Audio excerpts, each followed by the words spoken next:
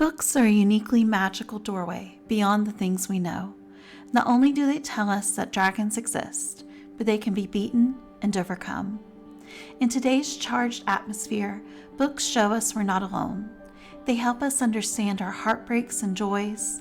They connect us to others who feel and have felt the same. Books and reading allow us to live 1,000 lives, sending us soaring into the world outside of ourselves, not to escape, but to survive. For it is often said that the greatest secrets seem to be found in the most unlikely places. Welcome to the podcast, Books Are Magical. Welcome back to another episode of Books Are Magical. I'm Rachel, and with me is Hannah, but we also have an amazingly special guest of Courtney Deane, who we are interviewing about her upcoming book, When Happily Ever After Fails. We are so excited to talk to her about this book. It releases April 9th of 2024, so we should be dropping this episode on that day, so get out there and go find it. And Courtney, I'm going to throw it over to you to tell us a little bit about yourself. Hello, everybody out there in podcast land, and thank you, Rachel and Hannah, for having me so much. I am Courtney Deane. I'm a full-time freelance writer. I write for a variety of print, online, broadcast entities, do some private PR and marketing as well. And then I took some early life tragedies and forayed into fiction. And what I mean by that is I lost my dad to ALS when I was 14, and I lost my mom to some unhealthy coping mechanisms when I was almost 28. So that dealing with those early tragedies is what led me to write When Happily Ever After Fails, to work through my own grief and to also maybe make something positive out of something so negative. That is me in a nutshell. Awesome. Well, I mean, one of our main questions was going to be the inspiration for this book. You've already given us that, and I think you can definitely feel the authenticity of that experience of dealing with grief, of dealing with a parent having severe health issues, and like you said, inadequate coping mechanisms. That really shines through from start to finish. I really appreciated that it wasn't glossed over, that you could kind of see the main character, Abigail, dealing with it over and over and over. And then also just kind of coming to terms with how does she live her life according to that. When I saw this title come through to us, I'm a huge romance reader, so I see Happily Ever After, and I'm like, immediately, yes, romance, sign me up. And after finishing the book, I was like, is romance really the right genre for this? Is it contemporary fiction? Because there's a lot of, emotional things going on with the grief and dealing with, the history with the parents. So I'm just curious, from your perspective, what genre would you classify this book as? It's a good question. It's a question I've gotten a lot because it doesn't necessarily fit inside one box, which I think a lot of authors can see that as a positive. It can also be a negative because when people don't know how to market it, when it's kind of tricky and shape-shifting, they can kind of shy away from it. I would say it is definitely a rom-com with heart. It has a romance. It is not necessarily the central plot. I really wanted to make sure that the energy and the activity stayed focused on Abigail and her journey. But obviously she's a young 20-something. That does include love and romance, but she is not a one-trick pony, and that is not the only plot in there. I think a lot of people also categorize it as chick lit, but we're not allowed to use that word anymore for some reason. So There's kind of no other comparable term if you're going to take that off. So I wish we could either normalize that or come up with fancy woman lit or something if chick lit is degrading. Yeah, I think that's so funny. I recently went to a book festival for romance books, and they talked about that we can't say chick lit anymore, which I think is hilarious because there was such a negative connotation with it as well. So I don't mind losing the negative connotation, but that rom-com with a heart, I almost feel like is a much better label for this, because really I love the romance, I love the comedy, but when you have that character growth and them working through their issues and you start to fall in love with the character through that takes it to a whole new level. I think we should start using that label from now on. Yeah, something, because I do think that there is a whole subgenre of us out there that have to be forced into some category because that's how books are sold, and we don't necessarily fit the mold. And I did have an agent who was interested in the book who actually said that, and it wasn't necessarily with the romance, but she said this book has so many happy, funny moments, and it has so many sad, tear-jerking moments that I don't know where to put it, and I don't know how to market it, so I have to pass on it. And I thought, well, but that's life, and that's Mm. realistic to this story. It's not all or one, and I really wasn't looking to make a novel that was all or nothing. I just kind of wanted to encapsulate life for a struggling 20 something, the good, the bad, the ugly, and the funny. And hopefully I did that, and hopefully it'll resonate with the right people. When I read this book, I definitely see that it's like it's got that really lovely fantasy not fantasy, but romance and cozy sort of vibe to it. I'm not saying it's YA in any respect, but early 20s, late Right. teens could really resonate with this book. I And agree. I would hope that they would feel comfortable picking it up, because I don't think there's just like super spicy moments that, parents may kind of shy away from, but I think there's a lot of really great coping skills that kind of have to be worked through, especially with difficult topics. Of course, we see she's kind of, I don't want to say failed at one job, but she has kind Oh, of, see she some has. failure and redemption. Yeah, I mean, but you see failure and redemption and kind of like being okay with it. And I really love that. But I want our audience to know that you don't have to be like you don't have to be an adult to be able to appreciate this book and to be able to feel connected to many of the characters. And do you think that was something that you intentionally tried to do, or to kind of make it a little bit broader of an audience? I did. I honestly just sat down and wrote the story I wanted to write. And I did not want to pander to any one audience, any one genre, any one demographic. I wanted to write the authentic story that I had created in my own head. And obviously it will find a certain demographic, and it's no secret. Predominantly women are going to read this book, is all my social media statistics tell me. Only women look at my stuff. I'm like, well, yeah, that makes sense. An audience, though, that I really did want to focus on were those of us who, like me, have experienced some early tragedy and maybe just feel like the world just keeps crapping on them. And why can't it give them a break and pick on somebody else for once? And I don't think that's necessarily the norm. I don't think there's hordes and hordes of us out there, but I do think that there's enough of us out there um, that you can find some solace and camaraderie in knowing that you're not the only one who feels, rightly or wrongly, that the world does kind of keep doing this to you. And I know that not everybody who's in that scenario or in kind of a deep dark place is going to have this book resonate with them, but I certainly hope that people who are struggling and going through some stuff or have continued to go through some stuff will find this book and find some comfort in there, and know that you can try to take control of what you can control. You can try your best to turn it around. And I called it When Happily Ever After Fails, because I do think happily ever after fails. It's not an if, it's a when, but that does not mean that you cannot kind of alter your course and still get that happy ending. I love that. There was one moment towards the end of the book where Abigail was talking to an elderly lady whose name is completely escaping my brain right now. And she was talking about, wouldn't Is you it the like to— headmistress? No, it was at Poppy Grove. Um Oh, Beatrice, I yes. think. Right. Yes, I think so. And Abigail really wants to rewrite these sad endings into happy endings, and she's talking to an elderly woman who has lost her husband and is now alone Mm-hmm. in an assisted living facility, and she's going, "Wouldn't you want to rewrite your ending?" And I cannot remember the exact quote, so please forgive me, but she says something along the lines of, just because it's not the happily ever after doesn't mean it can't be happy, doesn't mean you can't find happiness. And Right. I think was my favorite part of the book, was just that realization of it doesn't have to be exactly the way that you want it, just like you said, but it can still be Right. meaningful and it can still have joy. And I really appreciated that fresh take on the happily ever Oh, after thank trope. you. Thank you. Yeah, I really loved Beatrice.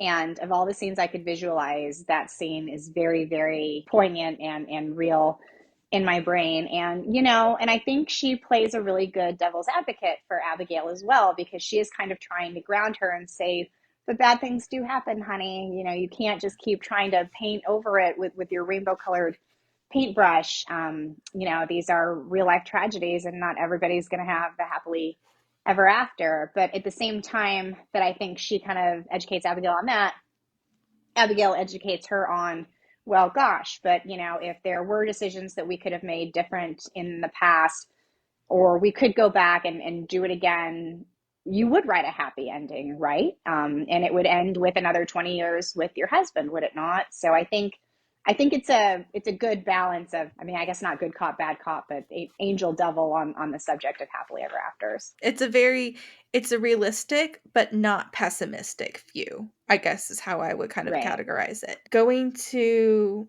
Abigail herself, she almost felt like an underdog. Just like you said, life is just Oh, she is. Yeah, she is absolutely an just underdog. like kicking her under, and I felt for her the whole time. I loved how clumsy she was. I'm an insanely clumsy person myself. And she just Yeah. had so many little moments and mishaps that are just like made me giggle out loud, because I'm like, this is something Mhm. that would happen to me. Where she's in the headmistress's office and her box of all her paint supplies just falls apart. Like, yep, 100% would happen. Yep, you just know it. Yep. And then, of course, the infamous incident that lands her kind of where she is at the beginning of the book, where she accidentally, I guess, halfway flashes a classroom Yes, of her sophomore students. class. Yep. Unfortunate. I'm trying to think if I will say I've had a skirt or two blow up, kind of like a la Marilyn Monroe. Oh, yeah. Vegas, the Vegas Strip, some of those vents as you're walking into the casinos, it's like, did you do this on purpose? Do you not think some of us aren't wearing like flowy things? And, you know, maybe Nevada's just like, well, this is your fault for not remembering how windy it is in the desert. I don't know, but I have had that happen a couple times. I have tripped a couple times and then had that happen. Yeah. I don't wear dresses and skirts nearly as much as I used to now that I run around after a 2.5-year-old. But yeah, I've had that and much worse happen. I've kind of gotten to a point where with my skirts and dresses, I'm just automatically wearing like little biker yoga shorts underneath because I'm just like, That's a good idea. I was curious through all these like crazy things that happened to her, all of her little accidents, the turkey incident, which was absolutely surprising and funny. What was your favorite? Did you have a favorite? What was the most fun for you to write? Oh gosh, 100%. The drag queen supper club bachelorette party. Like, how could it not be? You have fake identities. You have Lady Gaga impersonators singing Yes. Radio Gaga. You have Matilda, one of her BFFs, Abigail's BFFs, dancing, you know, with anybody who will let her physically, essentially sexually assault them. And then, you know, we work in a meet cute. So yeah, oh my gosh, that chapter and that scene was so much fun. And Matilda in general was so much fun. People ask me who my favorite character is, and obviously I love Abigail. I relate to her. She resonates with me. But oh, the parties with Matilda, 100%. Yeah, she was fun. I was like, I kind of would love to have a book from her perspective. I have thought about that. I've thought about Okay. that, and I definitely know where this story goes. I'm not saying 100% that I'm going to write a sequel. I'm going to kind of see how this first book is received, or if everybody's like, "This isn't the right genre, we hate it." And if I feel like there's more demand, I will write the second book. But yeah, I think a lot about Matilda's plot, and I have actually thought about spinning her off as well, because I think as messy as Abigail's life is, Matilda's maybe isn't as tragic, but I do Mhm. think it's more complicated and messy. I could see that. I'd be excited for that. you kind of make Abigail, she's an art teacher. That's what her forte is in. So, what kind of inspired you to like throw her into the deep end of literature? Was it your intention to always want to rewrite a classic? Was that kind of where you were really wanting to go? Because I loved the kind of new interpretation. Oh, thank you. It was always my intent to have her be inspired to rewrite tragic tales. And I think Romeo and Juliet was just such an obvious choice because A, it's kind of like the biggest classic tragedy of all time. And the play actually does not really require educating the reader on. Most people know how it ends. And I thought, it would add an interesting layer if she had this kind of world renowned lit professor father who kind of always tried to jam this subject down her throat. And she fought it as a little girl, but he could see she had a natural talent at it. And, lo and behold, her own fate seems to be sealed by the fact that she can't escape the subject. And, that some pressure comes with that because her father's name carries some weight around the Philadelphia area. Not to take a completely sad turn in the conversation, but just talking about the father, there were quite a few moments where it alluded to, only kind of remembering the good about parents or family that you have passed away, Right. or kind of glossing over faults or fights and just, taking only the good pieces and leaving the bad. And I'm just curious from your perspective, especially having gone through that yourself, why do you think that we do that? And is it healthy or not? I don't think it's healthy. I think to some degree it's probably a knee-jerk reaction in the immediacy after their loss that obviously when you miss somebody, you don't tend to miss the bad things about it. You can miss maybe bad habits that annoyed you, but you don't miss the bad. So I think it's natural that the good kind of comes to the forefront. But yeah, it's always really bothered me that nobody speaks, as I said in the book, nobody speaks ill of the ill or of the dead. And I don't think you have to be malicious, and I don't think you have to hold their feet to the fire. But, I don't see what's wrong with remembering them, warts and all, for who they are. And I mean, all you really have to do is look at true crime. I'm a true crime like fanatic. I listen to the podcast. I fall asleep to it. They say that's like problematic. There's something wrong with you if you fall asleep to true crime. Oh, well, sorry. I do it every night. And, it's a running joke in the true crime community that, every female victim lit up every room she walked into. She was a lover of life, a smile on her face, would give the shirt off her back. And then they start getting into the details of this person's life. And again, it's not to say that they weren't good people at heart, but you're like, I don't know if she lit up every room. And so, yeah, Yeah. I am not a fan of that. And, I think personally, in my own experience, I do want to remember the good in my parents, but I'm also very aware of the bad. And I take that with me because, again, I was their child, and we can be a product of our own parenting, and we can pass on generational trauma. Seems very dramatic, but we can pass on some problematic generational habits to the next. And so, I mean, I just think kind of we should be cognizant of that. And, it can be a really hard subject to navigate because I have extended family. Both of my parents have a lot of siblings, and they don't necessarily want to hear the bad, or they are very disappointed that I remember the bad. And it doesn't necessarily make them wrong, but unfortunately, my truth is my truth. It just is going to be.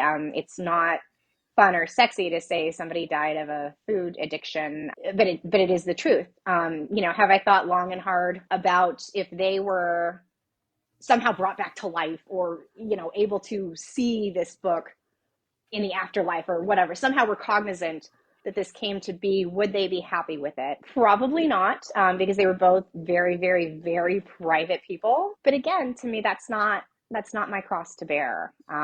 My cross to bear is that I live with these two deaths, and so I'm going to cope the way I'm going to cope. And I think that's completely acceptable. I think not glossing over it and being a little more real in your emotions and kind of being more transparent with that made the story feel like you could connect to the character more, because they weren't all happy butterfly sunshine.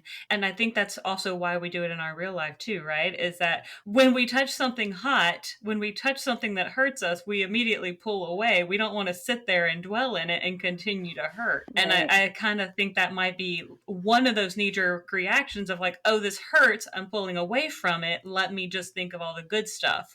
Because I know that happens in my family too, where, well, we don't want to talk about the bad, let's just talk about all the other stuff. And it's like, well, we still have to work through the bad sometimes. We still need to be able to process it in a healthier way than avoidance.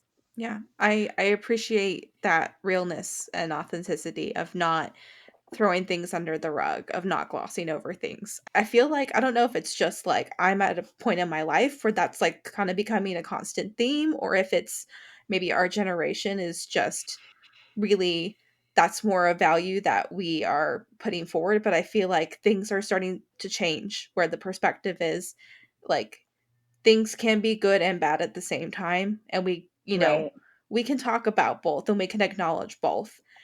And we don't have to accept, that everything is perfectly fine. Like if things are fucked up, we can call them fucked up and that's okay. Yeah. And I just hope that for future generations that continues and it goes even farther because I I think hope it's so. really needed for our society. Mm-hmm. Yeah, I agree. And believe me, I my daughter's only 2.5, and I know I already know I'm going to do things to screw her up. We all are. And I don't know what those things are going to be. I have maybe a hint of what they might be, but I am under no pretense that when I die, that she will say I am a perfect person. I hope I live long enough that we can work through any early childhood scars I give her. And I hope I'm open-minded enough to acknowledge that, like, maybe even if I were trying my best, or say there's a time I really wasn't trying my best and could have tried harder, that we can acknowledge that and make peace with that and move on. Yeah, gosh, I mean, if I if I throw some trauma on her, she has every right to remember that long after I'm gone. Absolutely. And I think recognizing that is already probably setting her up for a better childhood and a better experience. I hope so. I hope so.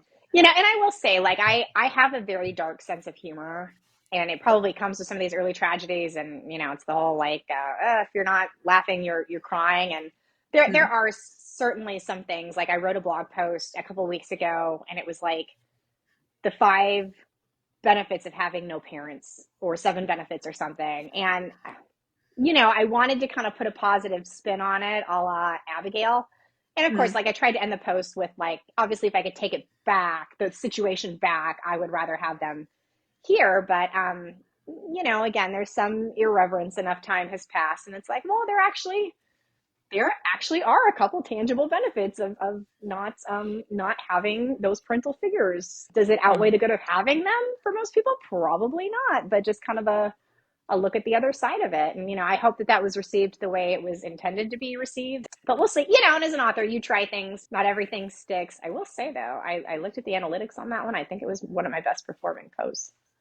Might just been my aunts and uncles being like, "Can you believe she said this?" and clicking, sharing it all over. They might have just been that. I don't know. I'm gonna hear about it like at 4th of July, but yeah, You know what? Engagement is engagement. printing And it we're out getting marked. again and again and highlighting it. Yes. When it comes to kind of rewriting our own stories, because I kind of feel like that's a lot of what's kind of being said here is like we're not writing the same stories our parents did. We're not bringing that forward, or we're trying not to bring that forward. And I can see that you did that in this story as well by not regurgitating what we already knew about, of course, Romeo and Juliet, taking something that is traumatic and kind of giving it a different perspective.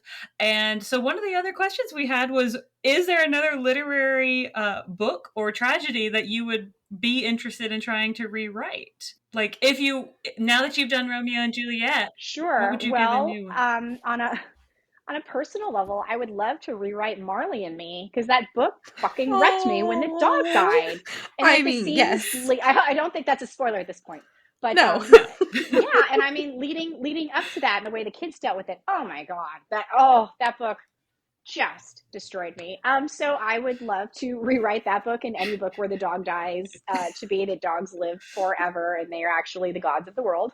Yes. I also think One Day by David Nichols, the end, and I don't want to say too much because if not everybody's read it or seen the new Netflix special, but yeah, I don't know what else to say because I don't want to give it away, but I would love to rewrite One Day to give it slap a happy ending on it. I feel you on the dogs. I have two myself, and yeah, if they could live forever, I would be happy. I would be happy knowing that he said they Oh, are the gods of the world that continue to carry on. Honestly, that's a great YA series, by the way. Like, you should, dogs could just be the little gods that walk around, or cats too. I mean, all furry creatures that are got some personality and sass. yes, after that book, I just could not do it anymore. I tried to do, gosh, what is it? The Art of Racing in the Rain. with the other book that the dog is named after the race car driver, and it's from the dog's point of view, at least in the beginning. I couldn't tell you what happens after because I was like, I'm not reading this. But yeah, the dog's like, oh wait, I'm not thinking at this time. I'm getting old, and I was like, nope, done. No, no. I can't read Yeah, those either. that's I really one of the can't read those biggest either. tragedies in life is that dogs only live like 10 plus years. Like that's just like the sickest of sick jokes that I can think of in the world. Cancer and all that's up there too, but like, oh, the dog thing. Yeah. And the dog should always live to the end of the book. I'm sorry. Like, for authors out there, the dog or pet should live. Yeah. Yeah. I feel, yeah. And spoiler alert, there's a dog in the book, does not die. Did I ever Nope. think about killing the dog? Absolutely not. Even through the plot structure of like, you have to rip her worlds, apart to build it back up.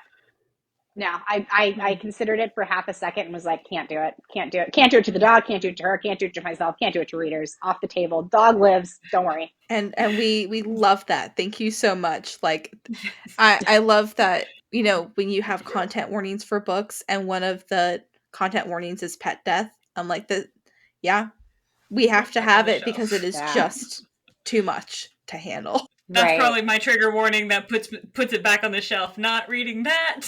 Not reading that.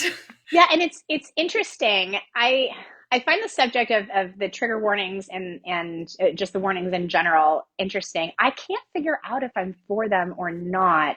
The only reason I say that is, on the one hand, I think there are some movies and books I read that I would not have read had I been warned about these subjects, that I'm really glad I did.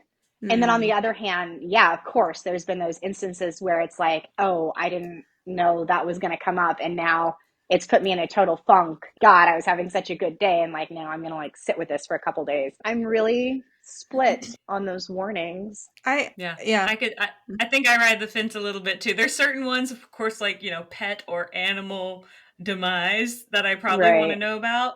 But there's others that I'm like, yeah, if they hadn't told me, I probably wouldn't have like dove into the story, but I'm really glad that I did. So I can see what you're saying with that. Yeah. And I don't know. Again, I really don't fall on one side or the other. I think it's an interesting subject. Speaking about movies, Abigail has a couple of comfort movies that she goes to, the Audrey Hepburn classics, Breakfast at Tiffany's, Roman Holiday. I'm guessing you have affinity for these movies too, since they showed up so many times in the book. I'm just curious, do you have a favorite? And also just making sure you do actually like these movies, because I'm just making the assumption. I do love Breakfast at Tiffany's. I think it's interesting that the book ends completely differently than the movie does, and that the movie kind of does slap a happily ever after, and the man kind of saves her, to where Truman Capote's novel, that's not necessarily the case, although his ending's kind of weird too. Roman Holiday, don't love so much, but I do love her as an actress. And my thought really was, I wanted Abigail to have a coping mechanism that was like a comfort go-to, that also was kind of a red flag for her friends that, oh, something's going on with her. Something is obviously bothering her because she's escaping. And, her kind of fleeing and escaping, whether literally or figuratively, is kind of a theme throughout the book. And it's one of her toxic traits. So I just kind of wanted to have something that, she would throw herself into to not have to deal with real life. And, who doesn't love a Breakfast at Tiffany's reference? I'm just telling you, if you set anything, A, in New York, and B, at Tiffany's or with a Tiffany's reference, I will watch it. Like, I will watch it. And I cannot think of one instance where that has happened, where I've walked away and been like, I didn't like it. I just love it. It's like, how do you not? It's Tiffany's, and it's Hepburn, and it's the Robin Egg Blue, and so I had to get my shot at it too. So Hannah, I saw you made a note on our little document about the chapter names and how clever they were. So how did you come up with those? They just, no big anything, just come off the top of my head. As a day-to-day journalist, for some reason, like, headlines have always been my jam. So they came kind of fast and furious, and I never really toiled over any of them. They all were just kind of like evident by the time the chapter was written. I will say I would write the chapter first and then be like, okay, how do we kind of sum this up or get like a compelling title to this? And then it was just kind of like slam bang, Boom. Interestingly, they wanted to leave a table of contents off this book. And I was like, absolutely not. Because if you're flipping through, those chapter headings kind of really draw you in. So I was Mm-hmm. adamant that those needed to be displayed so people could kind of get the flavor of the book or be like, oh, pissed off and periwinkle. What does that mean? I did look that up, by the way. I did not know what periwinkle was. I thought it was a material, not a color, because it's like always associated with bridesmaids, as it is in this book. Mm-hmm. And it was like, Mm-hmm. oh, I mistook tulle for periwinkle. Periwinkle is a shade of like a bluish purple. Never knew that. I think one of my favorite titles was like Doe, a deer, but it's like Oh yes, DOH. yes, It's yes. I have like seen that one. Doe. Yeah, I That think that's one was hilarious. that one just made me chuckle. Kind of gave me a Homer Simpson reference, but also what is it, Sound of Music reference as well. Yeah, yeah. And I'm all about the puns. I love puns. I'm so glad you fought to keep it in, because that was, as I was There was just opening no the way. book. It had to be there. Oh no. I opened the book and I saw rumors of my virality have been greatly exaggerated, and I was like, great, gonna love this book immediately. And I literally just sat there and just read Thank through you. the chapter titles because they just kept making me giggle over and over and over. So Oh, that I'm glad was to the hear. right decision for sure. I definitely think it's a grabber. Like if someone just flips open the book to kind of see, like, and they Yeah. see all of that, like it really does want, like, what is this? Like, what is she talking about? And it pulls you in because they're so cleverly done. Kudos to that. Right. Well, and I was hoping A, it would compel people enough to buy the book, and B, to keep reading, because I think, I don't know if weakness is the right word, but maybe it is. I think one of my weaknesses that is a strength in journalism, but not necessarily in fiction writing, is, they say kind of end every chapter on a cliffhanger so the person keeps going and keeps going. And I tend to like wrap it up in the flowery language, and I'm like, this is a good, didn't do it intentionally. It's just the way it went. So I'm hoping if you then see the next chapter and it's you ain't just whistling Trixie, you're like, who is Trixie? Why is she whistling? We're not in the South. What does that mean? You'll keep going even though you're like, but you ended so well. I want to put it down now. And I'm like, no, don't. You're not allowed. I don't think I put it down. I honestly think I read it in maybe 2 sittings. It was funny. It was clever. It was cozy. Because even though you do hit some I hear hard that word a topics, lot. there is something very appealing about a book that draws you in with just enough drama, but not so much that it leaves you with a severe hangover, emotional Right. hangover. And I Mm-hmm. felt like this was right in that perfect spot that it hit me in the feels in the parts that it was supposed to, but it didn't leave me like broken. Some Right. books do, like in the end. So that's where I give that cozy. Well, thank you. Yeah, I'm happy to hear that. I have heard it's a cozy read a lot. I have heard it's a quick, fast, easy read, and it Mm-hmm. was meant to be. This for me was always kind of going to be a beach read. If you're in a car or on a plane, you just have some time to kill. I don't think it's that heavy or that complicated that you will have to reread it or go back and you don't remember. Pick it up, put it down when you want, have a cocktail by the pool, have rosé. Rosé is definitely the drink of choice in this book. Yeah, I've had a couple of people say I read it in one sitting and it's like fabulous. Yeah, this is not an odyssey that's meant to like take over your life. It's a quick, fun, wham bam, thank you, ma'am, learned a little bit, on to the next. Awesome. We love books like that. I feel like that's what we're sliding into more and more, or especially maybe it's just this year. Like this is the year of cozy, quick, fun reads for us somehow. It can kind of be, I think it's just generationally, it's trending that way as Mm. well. It's like YouTube shorts and it needs to be under 60 seconds. You look at TikTok and they're like the best videos are under 7 seconds or 15 seconds and it's like, "Oh my gosh." So to think that a lot of these younger people are even sitting down to read an entire novel, is a little mind-blowing when you see the attention span data for social media. That's very true. But I've also have seen that these younger generations are also reading more too. Like Definitely. seeing Yeah. the studies of how like bookstores are having like increasing sales when it was thought with Amazon that they were all going to close and we were going to go fully digital, and now it's like the opposite. It's really heartening because I definitely had those same concerns of how if we're in such a content consuming world, our book's going to get lost, and it feels like no, they are very much coming back, and I'm all here for it. Yeah, I definitely agree with you. Funny enough, I went back to my high school maybe 3 weeks ago or so and spoke at Career Day slash it's an all girls school, International Women's Day. My gosh, if you want to feel old, do that because I really thought I was more fun and younger and hip, and it turns out I am not. But I did ask like the girls, where do you buy your books? And I'm thinking they're going to say online, like everything these days is online. And kind of across the board, they said no, bookstores. They like their physical books, and they said that to the point where I actually worked out a deal with the Barnes and Noble in Glendora, California, which is their local Barnes and Noble, to do a book signing because they said we like to buy books. We go to this Barnes and Noble. And then one, I was asking if they do read ebooks at all or on Kindle, and one said, Kindle's coming back, like, oh, poor you, like you're behind it, but like it'll come back one day for you. It's like, thanks. But I mean, all you have to do is set foot in a bookstore, and like they're packed. Yeah. Even in dying malls, the parking lot for the bookstores are packed. I mean, I still gravitate towards physical books. There's something about being able to physically see with your eyes the progress you've made through the book, the feel of the pages, of flipping the pages. You don't get that same sort of tactile moment with an ebook where you're just like tapping the screen each time or swiping it slightly. Right. There's just, I guess, something very analog about it, which is, I don't know, it's nostalgic and I like it. Yeah, I mean that seems to be the norm. I still am an ebook person. I don't know if it's because I just always have my phone on me, or I can kind of quickly switch back and forth between doing something else and reading a couple chapters, or I don't have a lot of free time right now. But if I'm sitting upstairs with my husband, he's watching something crazy boring, I can just pull it up. I don't have to worry about the light. I don't have to worry, did I pack the book? Obviously, I shouldn't advocate for that because I want people to buy the physical book and come to the signings.